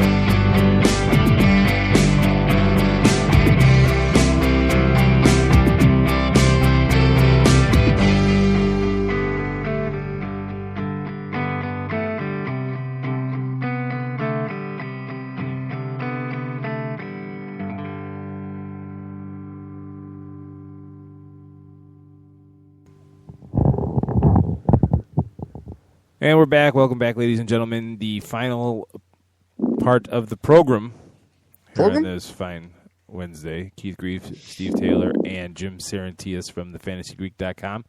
Going to talk about the upcoming games for Week 14. For if you're a fantasy football player, you were fortunate enough to make the playoffs to prove to you the rest of the people in your league that you actually know what the hell you're doing. I'll tell you a little anecdote. My wife is in our league, and she needed to win her game to make the playoffs, and she was playing a team that had started Drew Brees. So this is her first year playing fantasy football, and it was so fascinating to just watch her live and die with every throw Drew Brees made. And then it wasn't until the next day where I noticed that the guy she played also had Russell Wilson on the bench. Like, oh. And I thought, he didn't go to thefantasygreek.com. Well, it's funny. Somebody had asked me about Drew Brees versus Tony Romo. And I had done this, again, detailed analysis on Tony Romo for the Skybox members, laying out his stats over, I want to say, 6-7 year stretch. And clearly, if you had Tony Romo, you were supposed to start this guy on Thanksgiving, sit back and expect him to 250 to 350 yards and 2 to 3 TDs based on these numbers. And they're playing the Raiders. They have a pretty good defense, but nothing to brag about. The one problem was this fella had Drew Brees. And I said, wow, this is a really tough call. And I'm like, I don't know. I mean, here's what I got on Tony Romo. I think he's gold. To go over Brees. I mean, why not? And it's sort of breaking one of these cardinal rules. You don't bench these stud players. Mm-hmm. Well, today I was reminded about this advice, and I thought, oh my God, let me go see how the numbers played out. And clearly, Tony Romo had the better fantasy game, even though he didn't throw for a touchdown. Huh. So I thought that was interesting, and if this person listened, they ended up having a better outcome, but I don't know that they would have won their game because I want to say in standard leagues, Romo came in at about 17 fantasy points and Brees maybe 10. All right, so let's go through this coming week, the games coming up and our picks that we agreed on. And Jim, if there's anybody on these games that you want to pipe up about, just interrupt me. Indianapolis at Cincinnati, we're all picking the Bengals. Buffalo at Tampa Bay, we're all picking the Buccaneers. Atlanta at Green Bay, we're all picking the Falcons to win on the road. Hey, I'll say for the Falcons, I love the wide receivers. I mean, Roddy White, 143 yards receiving last week. I think he's due for another breakout game. Harry Douglas, I played Tony Gonzalez, and I would play Tony Gonzalez over Vernon Davis if I had the choice. And Matt Ryan, he's a sleeper. I wouldn't roll with him in the playoffs because, there's a bunch of quarterbacks I pointed out on the waiver wire report that have these sort of nice matchups, but you're kind of like there's risk. They could blow it, and so I wouldn't go with them. But it's a game where the Falcons offensively should dominate it. Even Steven Jackson, as crazy as this sounds, he ends up definitely being a flex play, and I would even say a low-end RB2 based on the matchup. Cleveland at New England, we're all picking the Patriots. Minnesota, the Patriots running back situation. Is it Shane Vereen? Is that the only one with any fantasy value, or does Brandon Bolden or LeGarrette Blount have anything? Well, it's looking like it's going to be Shane Vereen in part because the number of touches he got, he'll be used as a running back, he'll be used as a wide receiver, but, I can't tell you what Bill Belichick does in any given game, and I don't think anybody can, and anybody who says they can, they're full of it, because here's what could happen. Sunday could roll around, and everybody's sitting there thinking, Shane Vereen, and suddenly Stephen Ridley starts the game, and he's the guy that blows it up for 100 yards just because he was a good boy that week, or something happened that we just don't know about or don't understand. So, if you have Shane Vereen, you can play him. I think he's a RB2 and a flex play, but if you have another guy you could play in his place, that's what I would do. And I got to say, talking about Stephen Ridley, I got to give Bill Belichick credit. He did one of my favorite coaching moves of the entire season last week, where he had Ridley in street clothes holding a football all game. That to me was brilliant. Wow. It reeks of the program. I missed It that. was, it does, and it was amazing. When I saw that, I was like, for a coach to have the balls to do that to a professional player, which is unheard of nowadays. You don't make a player look bad. That was amazing, and it did, like you said, Keith. It reminded me of the program where you're like, you need to learn how to hold the balls. You're not even going to dress, and you're going to hold this football the entire game as punishment. And that to me was amazing. I applaud all day. I applauded that. We're all picking the Ravens to beat the Minnesota Vikings at home. Kansas City travels to Washington. We're all picking the Chiefs. Miami at Pittsburgh. We're all picking the Steelers. We're picking Denver to beat the Titans at home. And then we come to never mind. Arizona at St. Louis at Arizona. Rather, we're all picking the Cardinals. We're picking the Chargers to beat the Giants at home. The Saints and Carolina. We were all picking the Saints to beat. That the was Panthers. a tough one. Yeah, that's amazing that we all did that. Yeah. Well, I think it just. I mean, the Saints are very prolific at home, and when they're on turf, they're a totally different offense than when they are on grass. And Carolina has a decent defense. I think this is going to be one of those like 16-13 games. I'm just going to take the home team. You know, I'm going to point out that when I looked at that game, I went ahead and pulled the stat sheet on the Saints. What the final score was, and clearly at home points, their worst games were on the road against tough defenses. So I think this is hitting it on the head that they should win this, and it's gonna have a feel that there should be a decent amount of points put on the board, because I think Cam Newton's the real deal. At least he's giving defenses problems. Yeah, Newton. He's finally humbled. Yeah, Newton should be in the MVP race easily. Don't know whether he'll win it, but he should be in the discussion at least. It's Peyton Manning. Yeah. It's Peyton Manning Award this year. All right, so now we get on to the games that we have some disagreements about, that we don't see eye to eye. We'll start with Houston at Jacksonville. Steve is riding that Jacksonville bandwagon. This, to me, really was a no-brainer. I mean, you have a team that is a complete train wreck like Houston right now. You have a team that's playing the best football that they've played all year right now in Jacksonville. And 2 weeks ago, Jacksonville went to Houston and beat them. So now they're at home. To me, it was like, I got to pick Jacksonville. And I picked them last week, and they were able to withstand that onslaught by Cleveland at Cleveland. So, I mean, honestly, the fact that they beat Houston 2 weeks ago at Houston made this an easy pick for me. No, go ahead, Jim. Steve, I know exactly where you're coming from, but I decided to also look at it's sort of what's the situation been with these two teams for the past month. Texans clearly, I mean, that game against the Jaguars was an anomaly for the Texans in terms of scoring on offense and defense. And, well, not so much defense, but in terms of their offense. So it makes no sense to me how it is. Then when you flip it around and you look at the Jaguars, that was their best defensive game in the past month. Otherwise, it's been a train wreck. So my perspective of this is that it was an anomaly. I think the Texans are a better team. Their issue is scoring.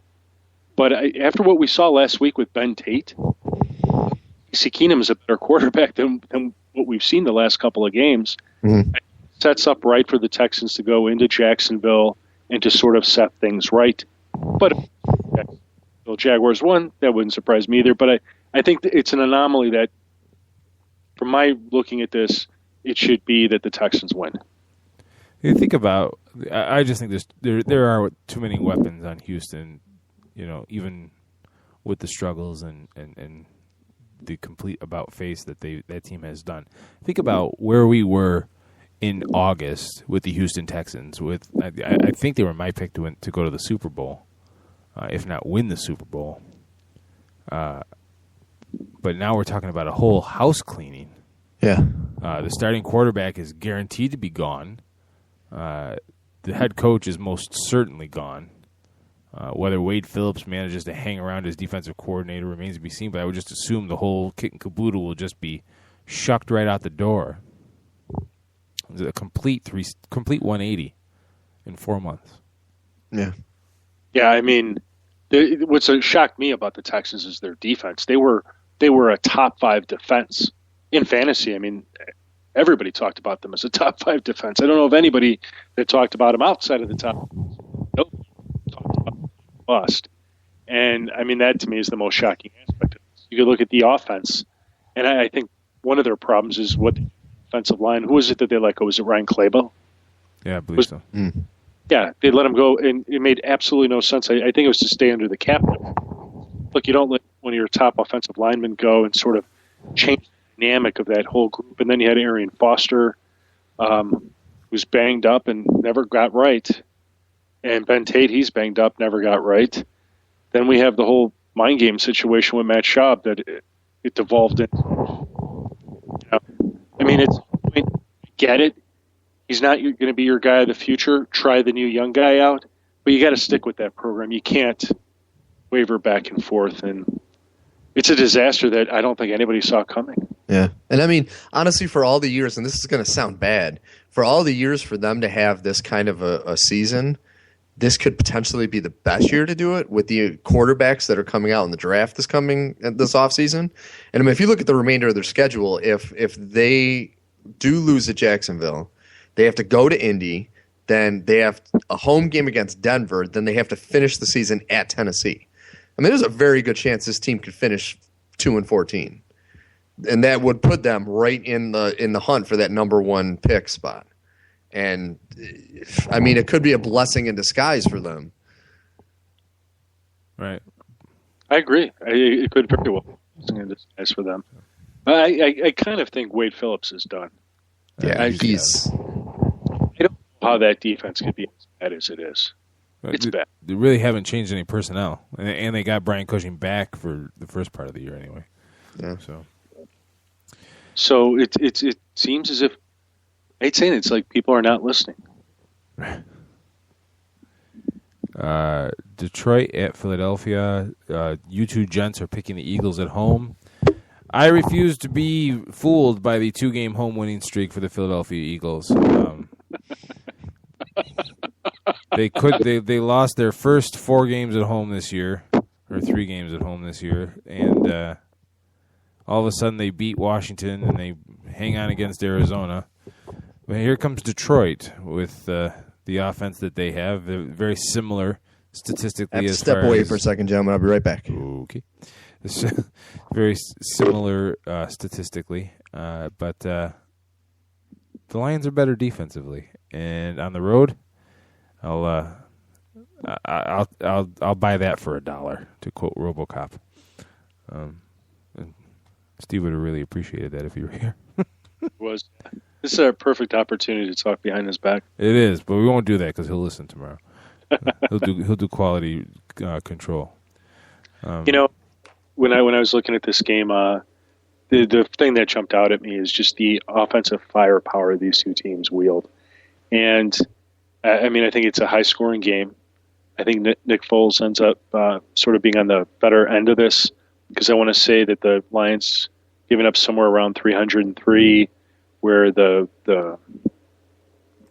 Eagles are more of a 250 to 300, but maybe 2 TDs. I mean, the Eagles have a pretty good defense. Their red zone defense is bad. They're not keeping people out of the end zone, but when you look at some of the raw numbers, they don't look like they're too bad of a unit. Something's missing, and once they get it, they'll be a much, much, much better team. But I think it's going to be tough for them now with the way the Eagles are playing. Now that they've sort of established themselves at home, for the Lions to come in and do it. And it's, again, if we want to talk about the Bears quickly, it's another reason why these things that are sort of out of whack for them, they're missing out on these opportunities with the Lions, not struggling, but they may not win out. And that's an opportunity for the Bears. So we shall see. I'm Mr. Negativity right now about the Chicago. Yeah. Another game where I'm on the outside looking in is Seattle at San Francisco. You guys are picking Seattle to win on the road. I'm picking the Niners, and it really is a coin flip. I mean, I stand by my comments about Seattle and that if they get home field advantage, which I believe they will at this point, the road to the Super Bowl will go through Seattle, and they will be formidable. This being a road game, and San Francisco is no slouch. They may not be as good as they were last year for whatever reason, but San Francisco still has that capability to beat and to play with and beat the big boys. And I'm just taking the home team here. I'm just going to stick with the Seahawks. What we saw last week was dominant. They're a pretty good road team. They're not as good as at home, but they're still a pretty good road team. And I think even what we saw earlier in the season, the Seahawks beat the 49ers by just running and pounding the ball on them. And that's what I foresee happening, at least for a good part of the game. And then more than likely they'll open it up a little bit, get some of their receivers going. But all said and done, when I just look at these two teams, I think that the Seahawks are just the better team, and that better team is good enough on the road for the 49ers right now. That being said, if Seattle does win this game, then you have to make them the prohibitive favorite to win the Super Bowl. One would think. I mean, Denver, just looking at the other conference, Denver presents some issues with Peyton Manning and all, but I think Seattle could play with Denver straight up. I really do. I just think that Denver doesn't fear defenses. I think they're willing to throw the ball into places people would hesitate and let their guys make plays. At the end of the day, would the defense still dominate a Denver offense? I don't know. Could be. I think that matchup would be so interesting. And actually, now that we're talking about this, I was saying to myself, who did we pick? Remember when we had the show and we picked? Yeah. And for the life of me, I cannot remember who I picked. I have to go back. Yeah. I have to go back and listen to it and write it all down. Yeah. I had all my notes. I don't know what I did with them. I have them somewhere, too. While we're waiting for Steve to make his return, you're picking the Bears to beat the Cowboys on Monday night. Steve and I, Bears fans like yourself, just don't have the faith.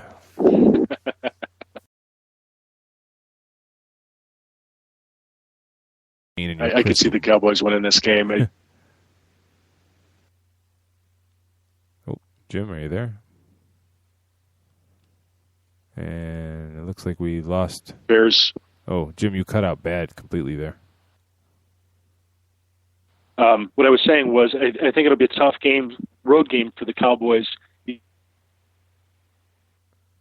Oh, and we're having technical difficulties, so at this point, we'll just end the show right there, folks. Thanks for listening. I'm Keith Grieve for Steve Taylor and Jim Saranteas. Thank you for listening. We're here every Wednesday night at 10 p.m. Eastern Daylight Time.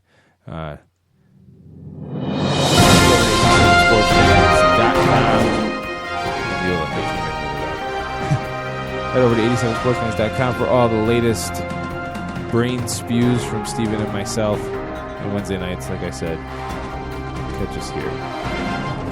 Good night. Post-game show is brought to you by Christ, I can't find it. The hell with it.